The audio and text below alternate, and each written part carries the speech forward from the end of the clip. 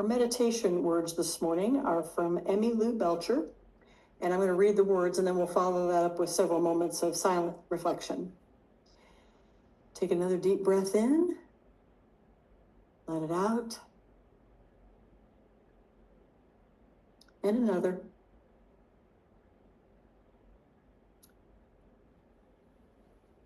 Let us take a moment to settle into the silence. Hear and feel your quiet breathing. Hear and feel the quiet of this room.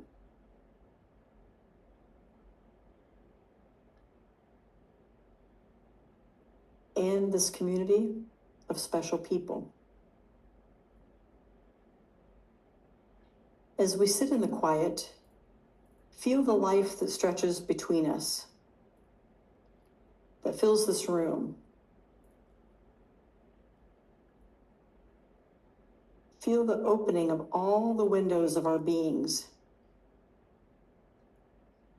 and the full outstretching of our spirits.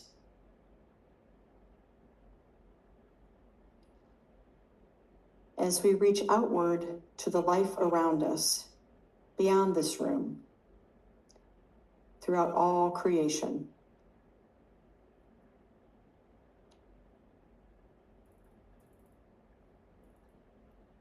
For this life, for the freedom we have to shape and pursue our own lives, we are grateful and rejoice.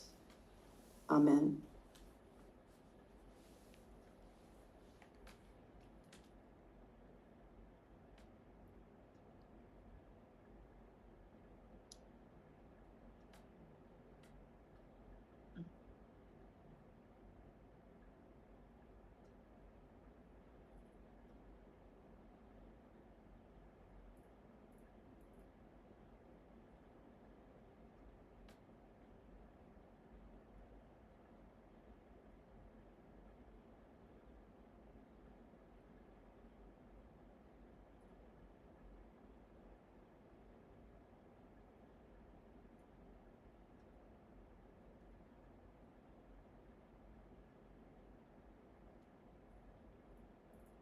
As you gently return to this space,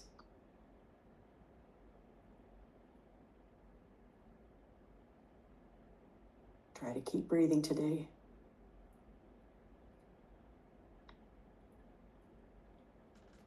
I am pleased that Charlotte is going to be back in our pulpit today to share some personal reflections about community. For those that don't know Charlotte very well, she's been an OUUC member since 2010 and has served as our board president since 2019. She got us through COVID. She's a retired LCAC licensed clinical addiction counselor, has had a 35+ year career in the behavioral health field, including criminal justice, corrections, addictions, hospital-based, residential outpatient, and community outreach. Thank you for sharing with us today, Charlotte.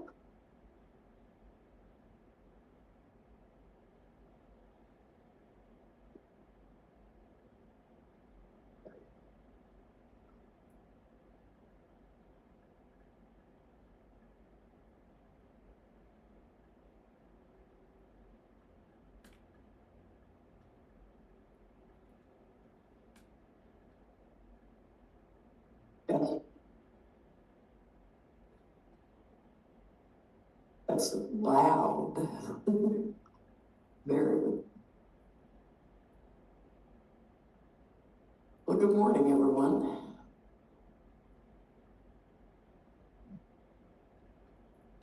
This is going to be a personal reflection. Is that better? No. Is that better?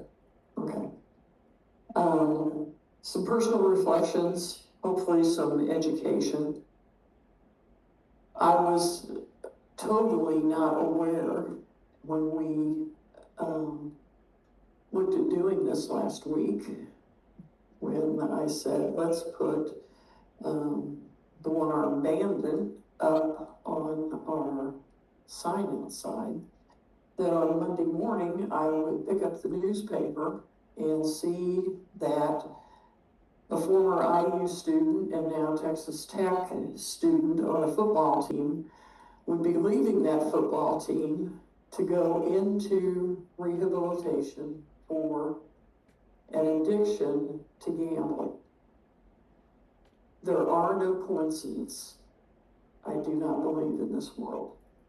This is a public health issue that needs to be brought to light.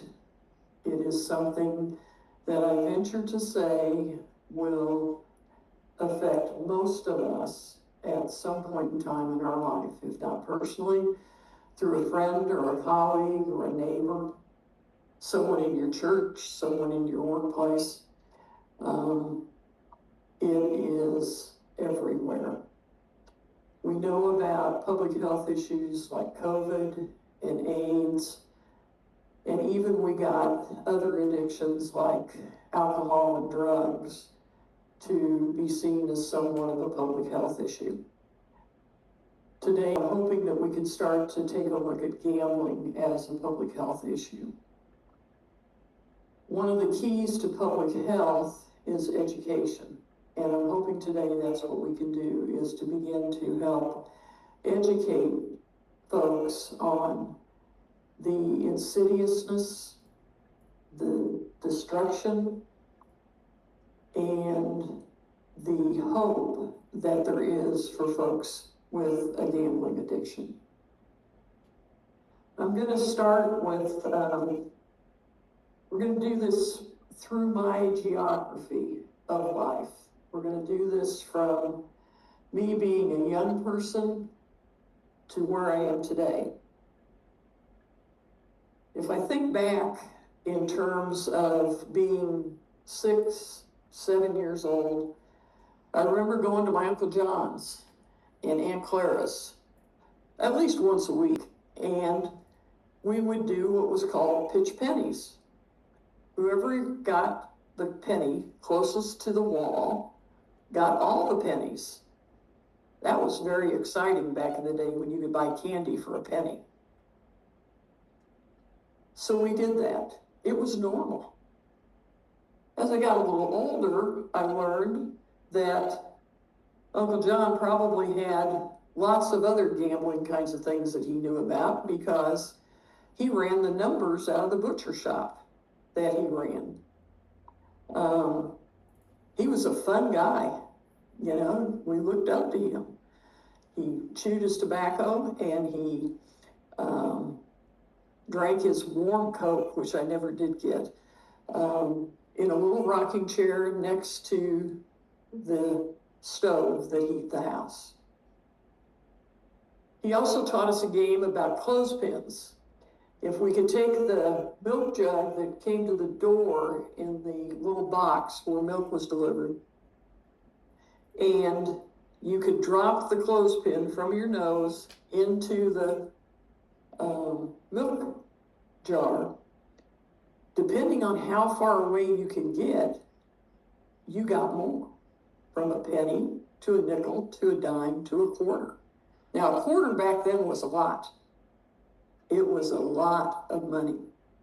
And of course, what did folks want to do? We don't want to go after the penny. We wanted to go after the quarter. Even as a young child, I knew the difference between a penny and a quarter.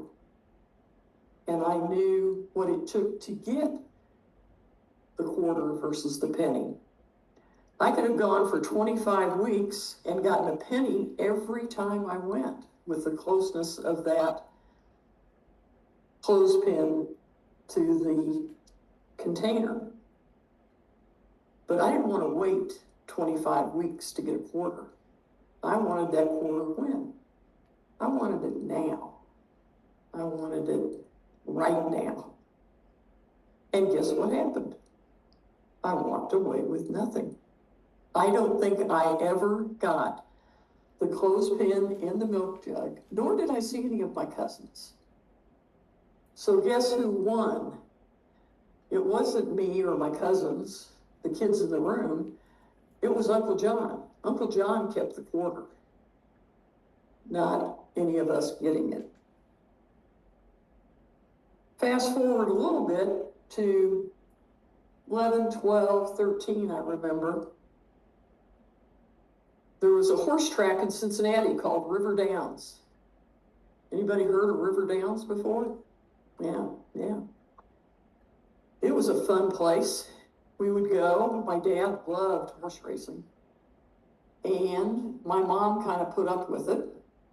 And we would have a day of either good times or bad times.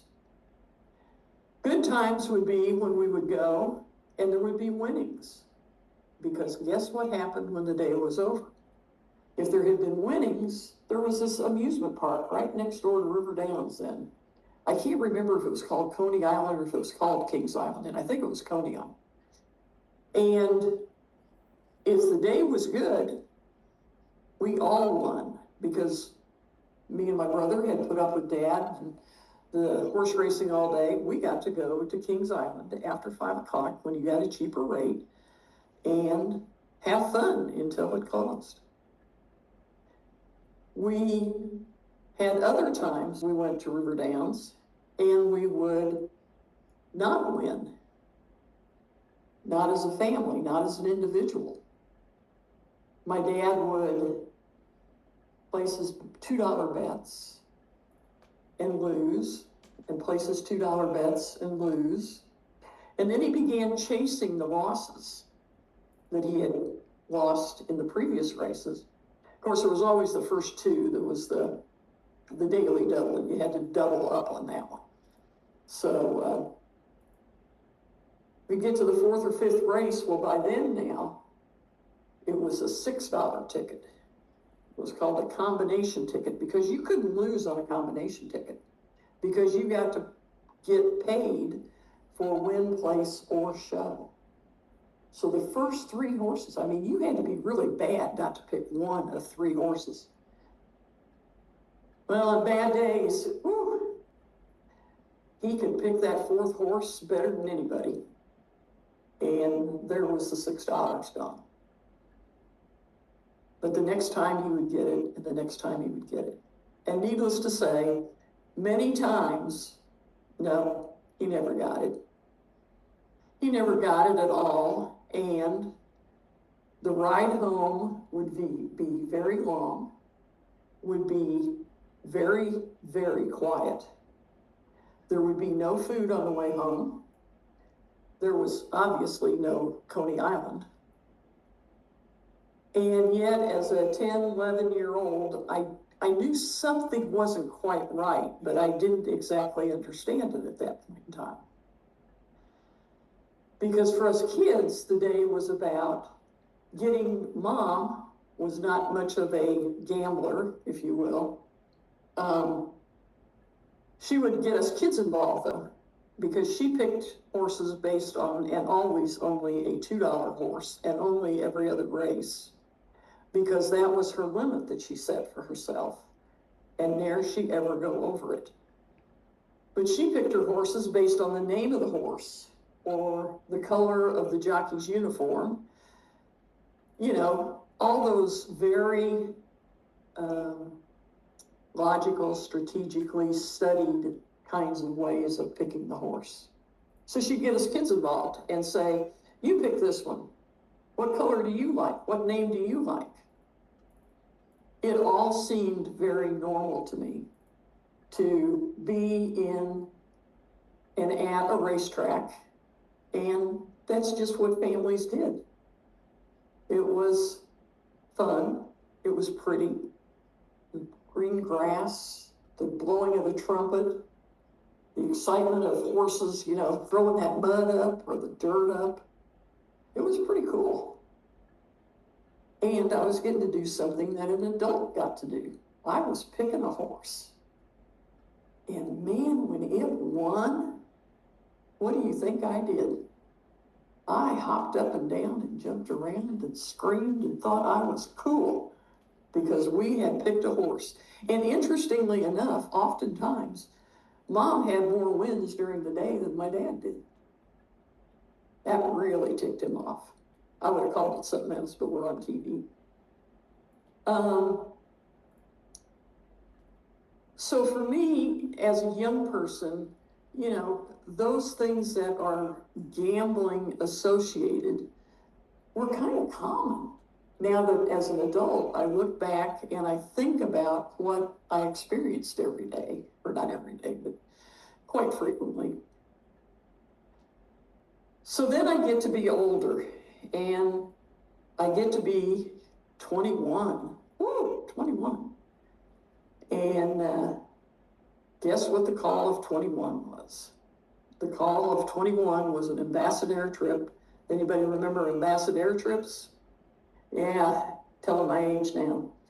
Ambassador was going to Las Vegas, so here we go. And we're going, and I'm ready because I wanted to see the lights of the town. And it was fabulous.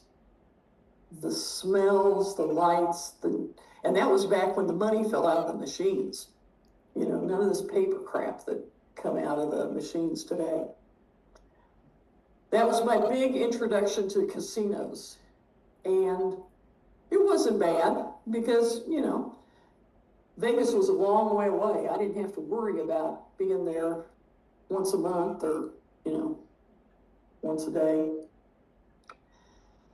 So that continued for, maybe 3 or 4 years. I'd get out there maybe once a year, most of the time with my family. Then I started going with friends and would look for ways to get there. Again, never really thought much about it. It was a great fun experience. We'd see a show or two also. And I would be on my own because, again, not then, but now I see that casinos are very lonely places in reality. If you strip away the bells and whistles and excitement that is sort of generated, you sit there. For me, I loved slots initially because that was all I understood. I would sit at that machine and just punch a button and look to see what was happening. Punch a button, look to see what was happening. And every once in a while, I would get bells and whistles. And then bells and whistles made me want to hear bells and whistles again. Who wouldn't want it? So again, fast forward. Now I'm in my 30s, probably somewhere in that ballpark. Indiana got our introduction to what was called riverboat casinos. Now I was only 2 hours away from being able to go check that out. Well, if those of you who've known me a long time, I am an event junkie. I like events. I like going places. I like doing things.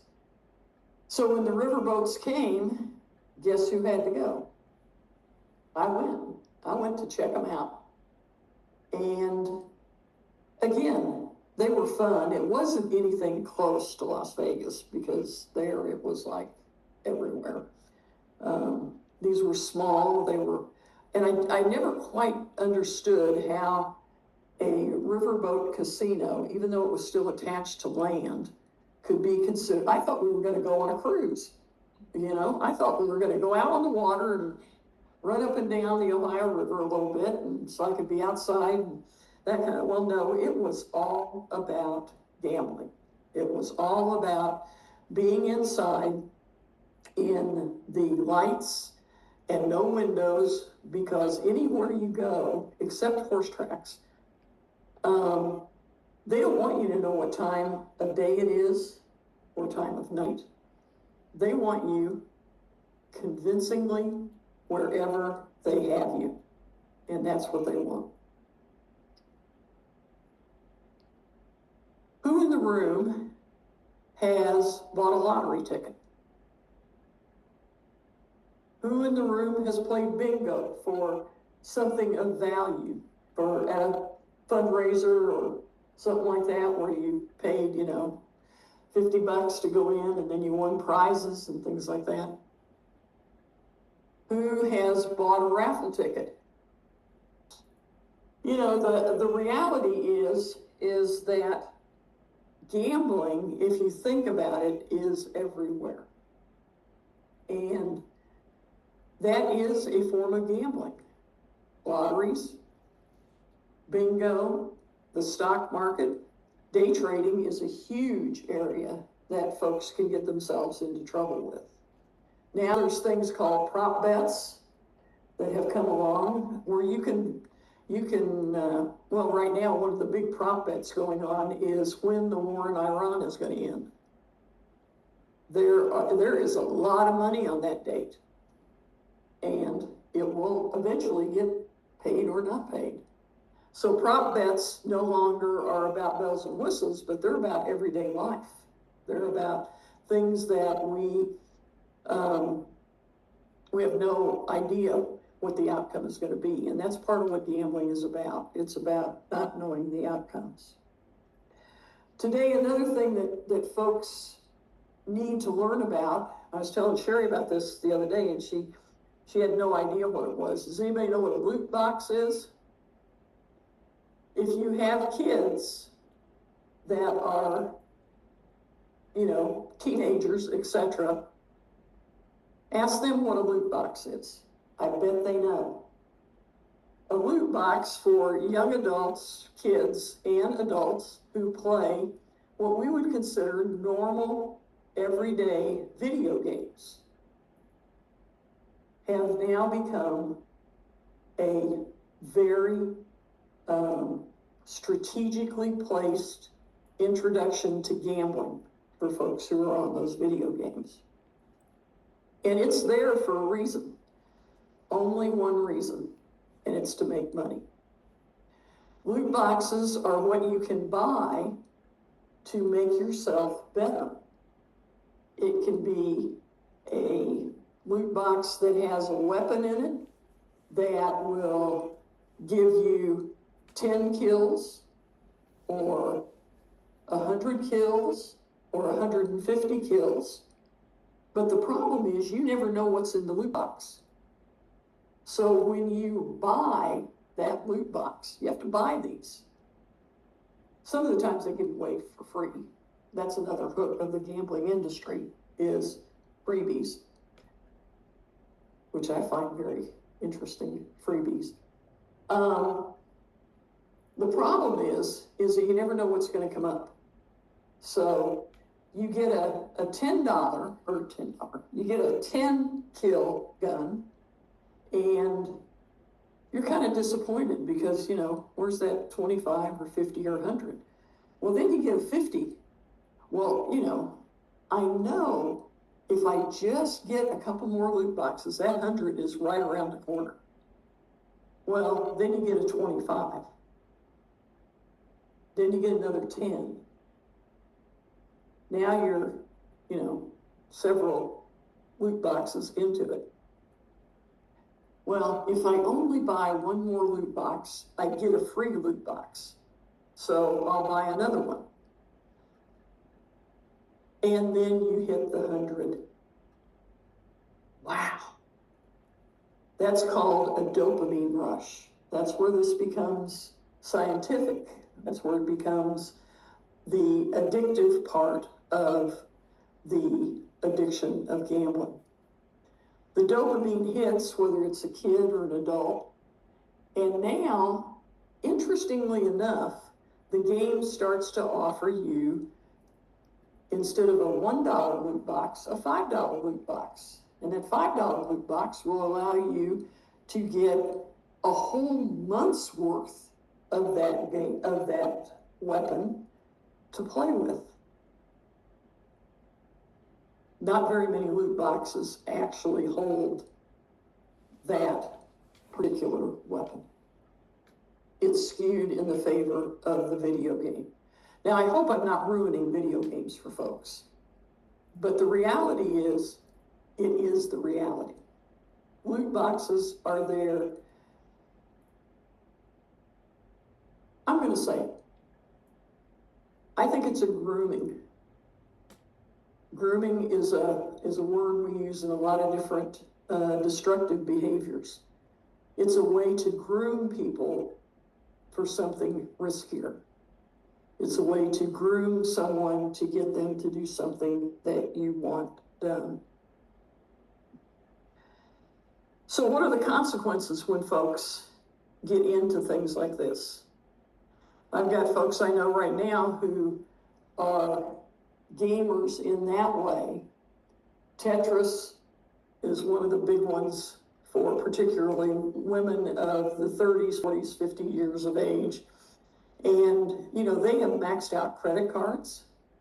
They've not been able to pay their rent or their mortgage because they are able to play Tetris 24 hours a day, 7 days a week, 365 days a year. And when you are sitting at home and you're angry at something, or you're bored with your life, or you are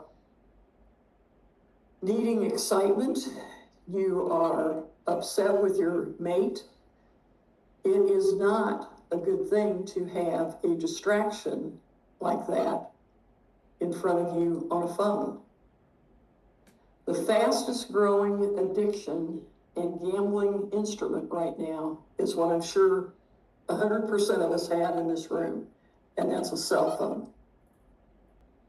People are gambling on those, whether it be a Tetris type situation, whether it be an online casino, whether it be sports betting, which got our student now into rehab and may have lost him potentially a career in football that would have set him up for life.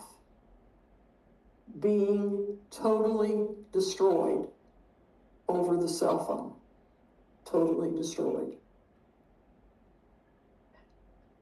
We, excuse me, we have the other thing to, you know, the sports betting thing is out of control. I've got several friends who, you know, it used to be you would go to a fraternity and there'd be a sports book maker there.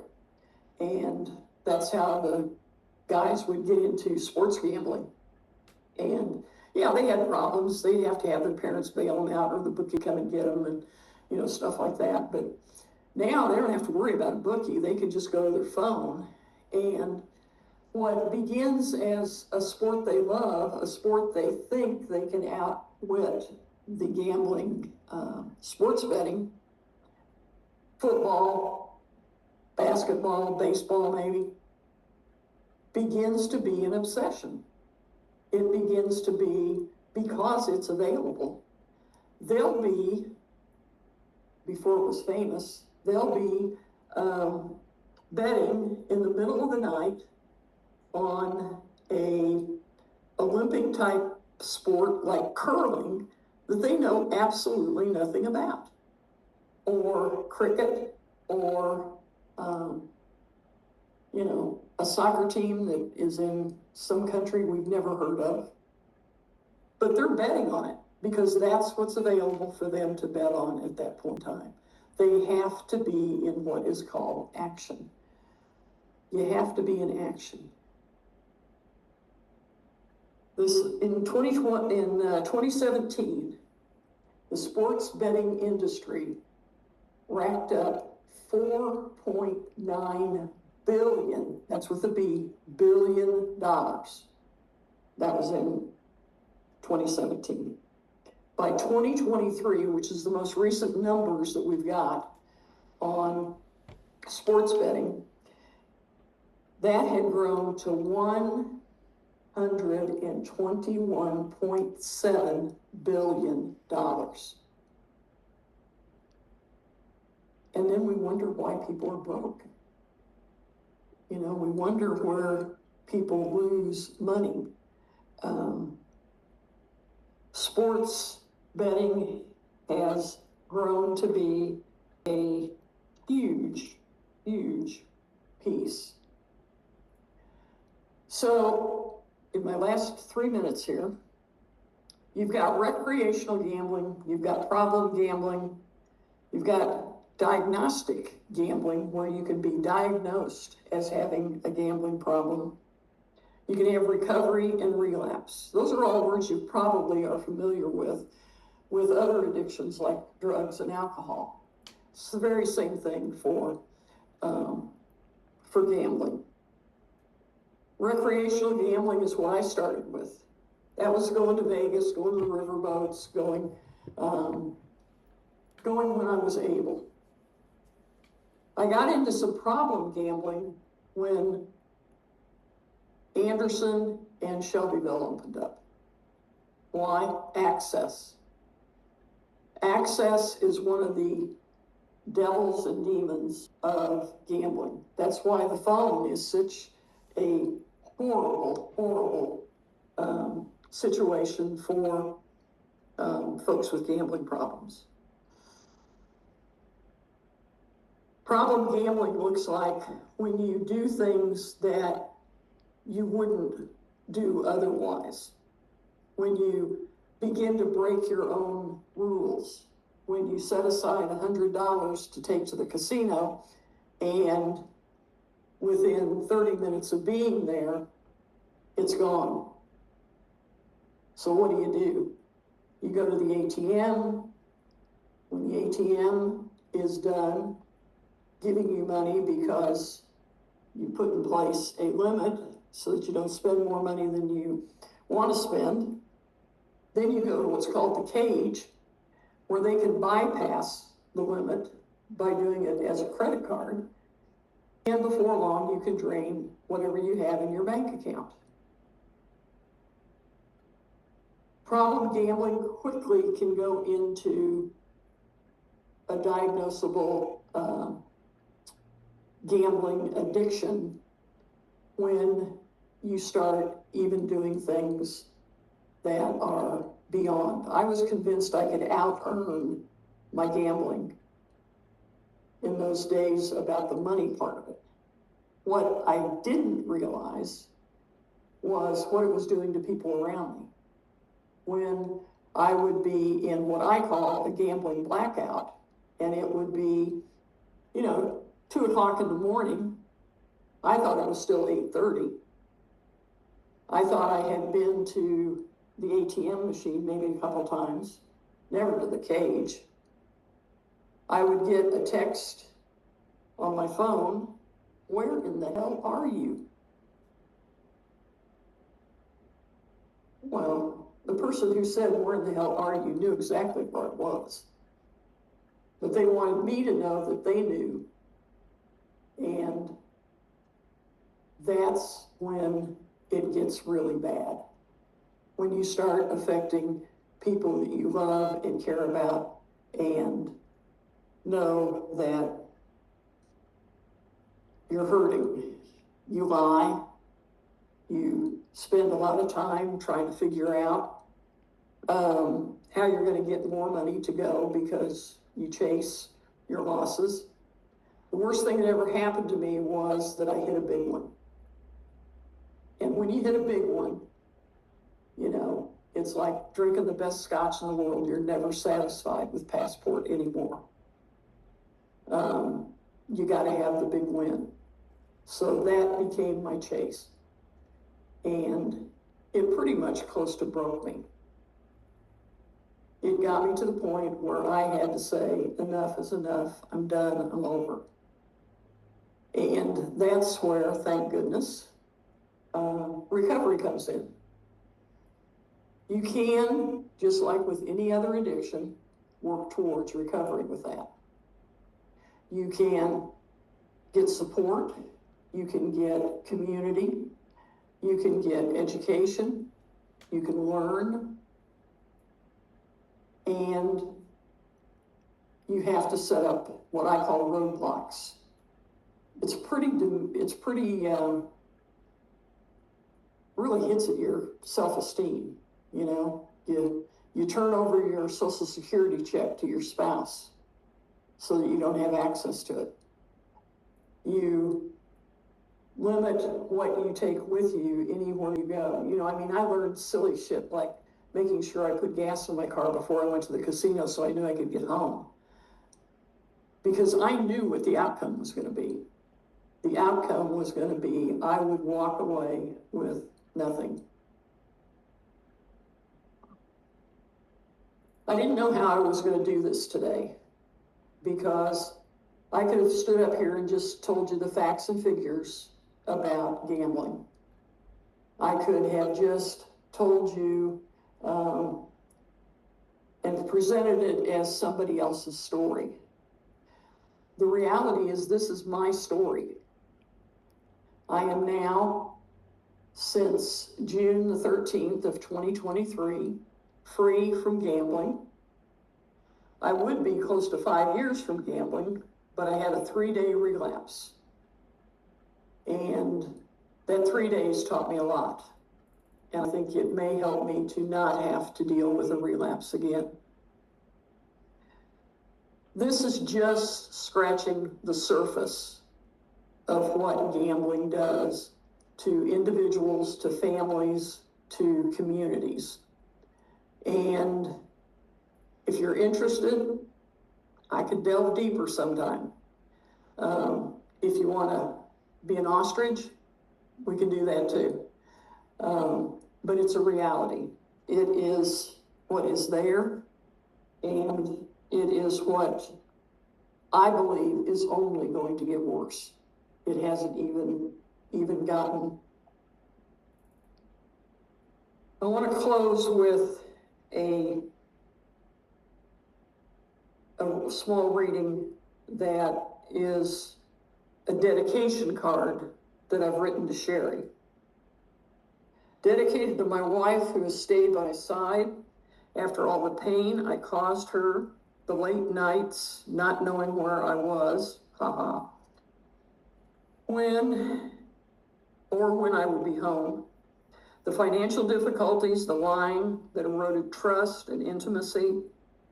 That is now slowly being repaired and rebuilt with great gratitude, which is available to us all if we have a gambling problem and we decide to put that gambling problem aside. Thank you.